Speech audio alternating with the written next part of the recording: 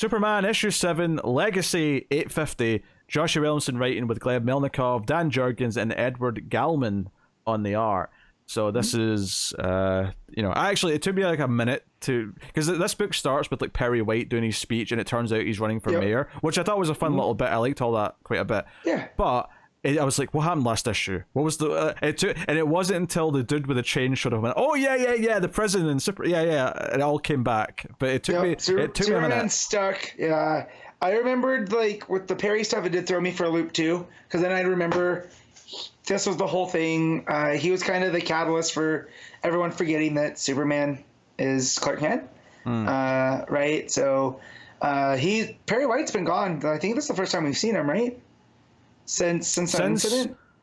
Certainly since this Superman run started, this is the first time I've seen him for sure. Yeah. So I got a little bit distracted by that, and then once the Chain dude came up with his Doc Ock like presence.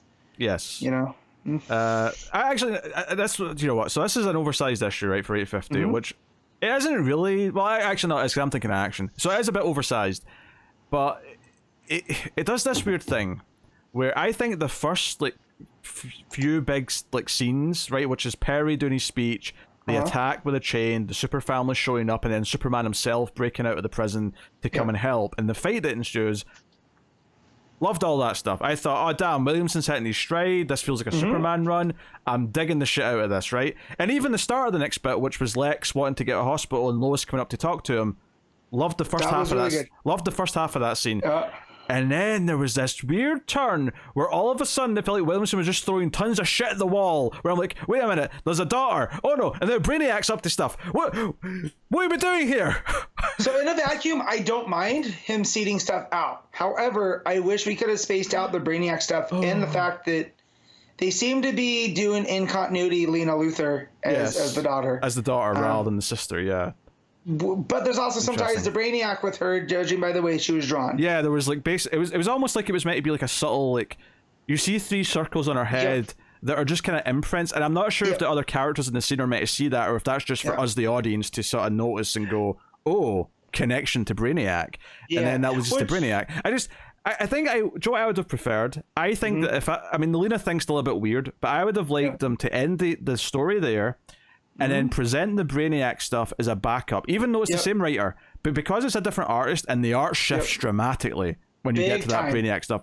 I actually think it would have been better to give me the credits page and then say, okay, and now for the special issue, here's your bonus backup, teasing a story that's coming next year, which is effectively what it is. But the fact that it goes straight into it like it's connected really felt weird and jaded. Because again. Because the putting the Brainiac dots on Lena is what is really what drives me nuts. Because I don't feel that they're connected unless they're going to try to make her like this is like it's like not Lex's biological daughter, right? This was some offshoot of when he with Brainiac technology or whatever. I mean, I get thematically I understand in the sense that the Chain says that he was created by Lex and he assumes that Superman is, and we know that Connor is actually a creation of Lex. Right. So the idea that after that conversation you then introduce his quote-unquote daughter, the implication that she's also a creation but not like just a traditional biological creation of Lex, makes sense thematically. I understand it, and I think if the issue ended there, I wouldn't like it would have been out of nowhere, but at least I'd have been like, okay, I can sort of like think back to like the themes that it's tying into and understand why it's a part of this story. But the transition to Brainiac just felt so stilted to me and just like abrupt and like, what are we doing that? And it's not even just that. It's like it's Brainiac and he's got some crazy plan where he's bringing the Sarsians out of his bottled city, whatever city on Zarnian he took. Yeah, well, so here's the thing too. So one of the cities that he has there. So let's talk about the Brainiac story first, since we're already here, right? So it's got Brainiac talking about how every time he's run up against Superman, right? Superman has ended up winning because of Superman creates a different kind of problem for Brainiac because Brainiac's always about just the pursuit of knowledge, and he needs to do something different. And so then he talks about how he needs a bottled city from Earth, but he can't get one because Earth is so varied. He goes, unlike this planet. Too many metahumans is one of the big points. Too many metahumans, right. And, makes it hard for him, right? So then he brings up Brawl and how on Brawl they can, they all have magnetism. Which is where he is. He's like in the orbit of Brawl, of getting ready to go down. Yeah. Do you know, is Brawl familiar with you for any reason? It sounds familiar, but no, I'm not. I can't tell you what it is. So Brawl is the home world of Cosmic Boy of the Legion of Superheroes. Yeah, I was never going to know that. No, right? So this is that planet, right? This is where Cos, who's one of my favorite Legionnaires, top 3 for sure, right? And that's where he's from. So the fact that Brainiac's going there, and he is dropping these Zarnians, right? Which, as far as we know, Lobo was the last one, right? Yeah, not anymore. Which, by the way, me turning the page and see 3 Lobo-looking characters is not something that puts me in a good mood. No, me neither. I'm not a big fan. One Lobo's too many in my eyes. Yes. No.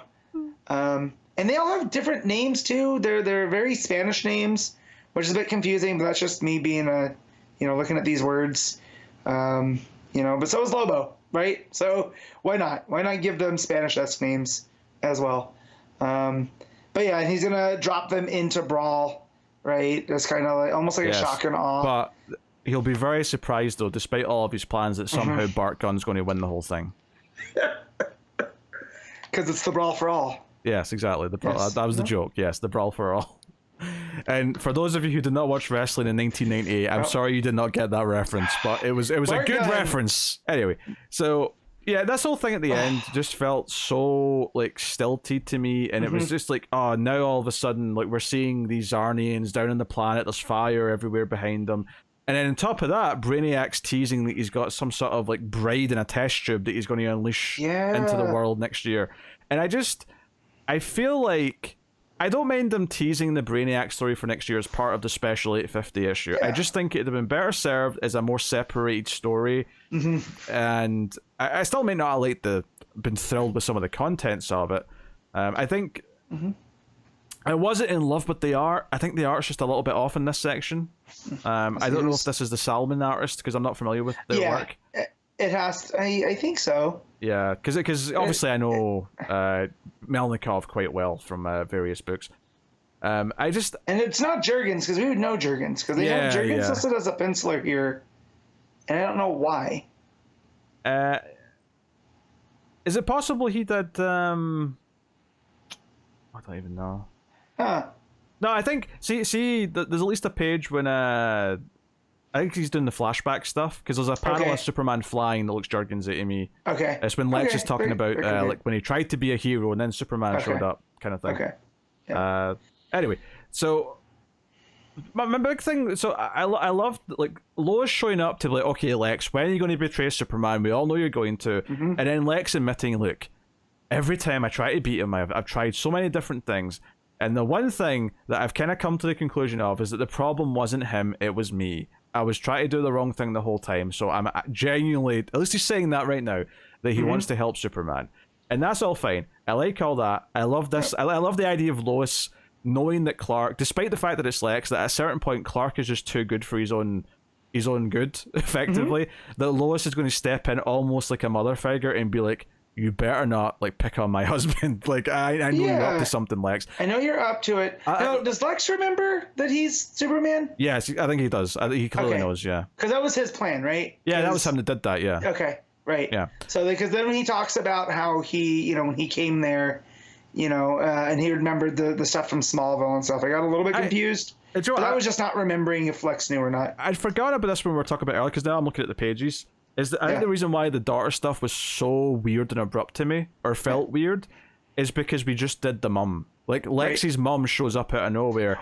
And that was the one that made me go, wait, what? Like, in continuity right now, is she supposed to be alive? Is she not? I mean, obviously, Lois reacts like, hey, you're meant to be dead. And she's like, don't believe everything you did in the newspapers, Miss Lane. Which I do kind of like, too. Like, there's a Luthor that's, behind the scenes.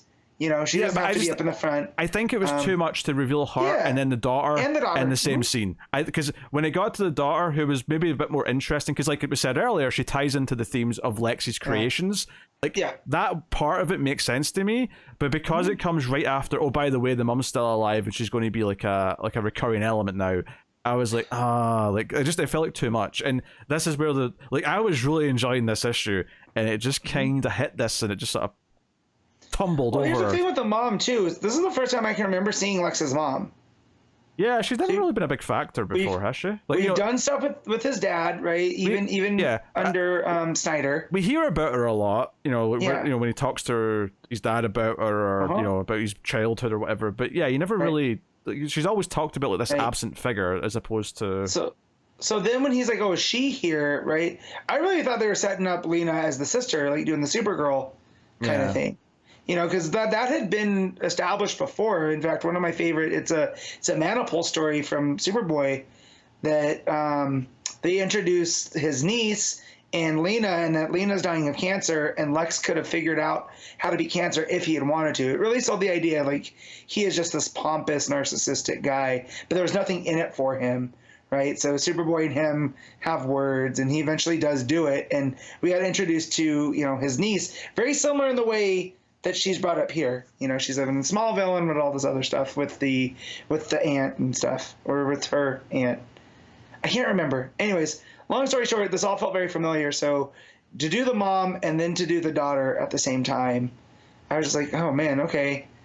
We're really rushing this along, aren't we? We're not pacing out these reveals very well. Yeah, it's the problem I have with Williamson. Just when he's getting into a groove where I'm starting to like the story and the things that he set up, he then introduces or does too many things immediately and kind of ruins it by like trying to just shift ahead to something else. That's all the stuff the Super Family trying to bring in the Chained, I really liked. Yeah, I like really well paced, and when he looks at Connor and is just, he's like, oh, you're like me. I like that reveal that this is, possibly one of Luthor's experiments gone awry. I think the Dar stuff, I think in the long run could still be good, even if the reveal here is a bit weird. It just, and it's a fine enough cliffhanger for the story, but then we go to the Brainiac stuff, and I just felt like, okay, you're throwing too many new things at me. When I was enjoying the story you were telling, and now you're so quick to try and rush me away from it, and that's a problem I've had with Williamson. Many times at this point. So, really frustrating in that sense. I think Jurgens does a lot of the art of the Lex stuff, actually. The Lex stuff, it makes sense now. I don't have it in front of me, but I do remember it's not Melnikov. Yeah, the mum's looking quite Jurgens-y as well when she shows up. Yeah, I think it switches to Jurgens when it goes to... I think Melnikov does all the stuff in the first chunk with Perry and all the big fight with the Super Family and that. Yeah. I think. Anyway, so... Yeah, not bad. I also appreciated how big the action felt, when Change just starts trying to collapse buildings and the Super Family has to rush in and try and evacuate them before they crumble. It felt like a big fight. It felt like, oh, this is a big presence that they're struggling to contain. Yeah. The scale of it was really good in the art. You get a sense of just how big this is. That's what I was going to say. The sense of scale's there when Perry looks up and sees this floating figure, right? And he can't quite tell what it is up against this big empty space. And so, it kind of gave the scale of Metropolis and how big this was. So then we start throwing the buildings around, with the chains and whatnot. It is really there. And I also like, too, Superman trying to get out, right? And it could be really cheesy for him to go, I have more than one power, right? But I do kind of like that. Well, set up the context for that, because you just sort of said the ending without it.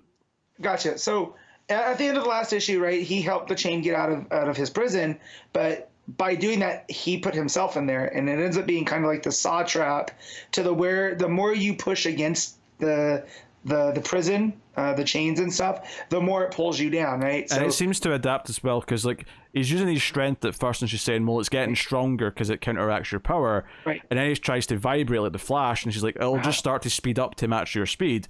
And then that's when he says, yeah, but I've got more than one power. The implication being that he's going to vibrate whilst firing it with heat vision and just basically overload it so it can't keep up. Right, and confuse it and stuff. And I like that concept, right? Because this was something that Luthor made early just to contain this one person. And because how that ended, I was like, well, how's Superman going to get out of this, right? Thinking like a typical Luthor device, it would just adapt to him. But just the idea of Superman using that, I have multiple things to do, and we don't know how he gets out because we don't see. He just ends up showing up to help the Superman family. I think you get the gist of it. You understand what he's doing. Right. So yeah, but yeah. So the fight's a lot of fun. He feels like a big threat, Chains, and obviously that ends with Farm and Graft showing up and saying, "Hey, we're the ones who orchestrated your escape. Come join us because we hate Lex Luthor too." Yeah. So that I kind of hate this Lex Luthor Revenge Squad, but I love the name.